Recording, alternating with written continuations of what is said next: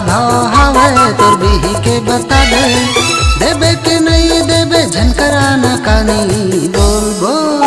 अरे गोल गोल बिहिला मोर ले लेना गा, रखे हो छाटने मार के। हाँ गोल गोल बिहिला मोर ले लेना गा, रखे हो छाटने मार के।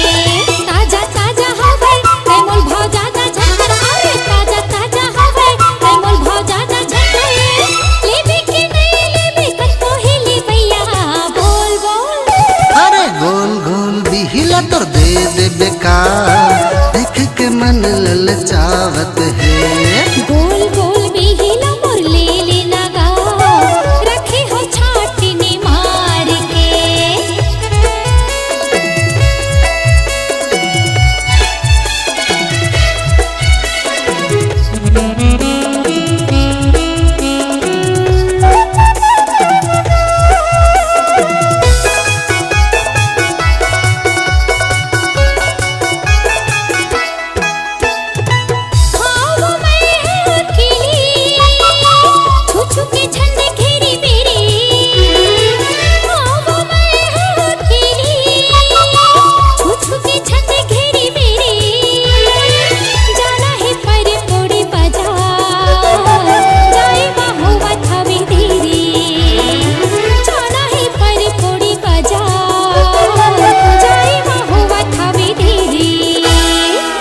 लौहा झनकर पाछो चले जाबे, अरे लौहा लौहा झनकर पाछो चले जाबे।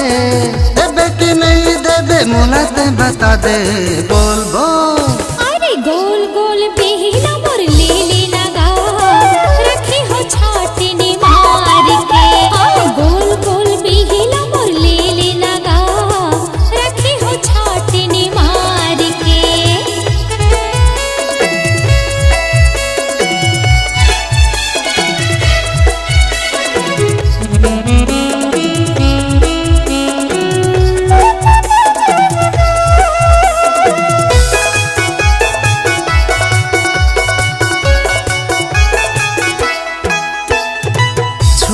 देखूं तभे तो मोला समझ में आही, छू छू के देखूं तभे तो मोला समझ में आही।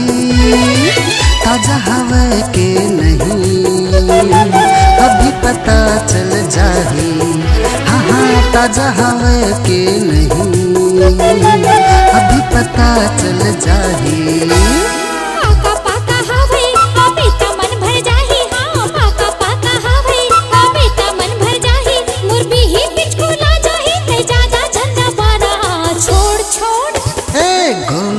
बिहिला तोर दे देबे का, देख के मन ललचावत है। गोल गोल बिहिला तोर दे देबे का, देख के मन ललचावत है। का भाव हवे तोर बिही के बता दे, का भाव हवे तोर बिही के बता दे।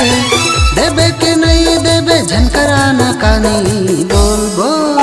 अरे गोल गोल बिहिला मोर ले लेना गा, रखे हो छाटने मार के। हाँ गोल गोल बिहिला मोर ले लेना गा, रखे हो छाटने मार के।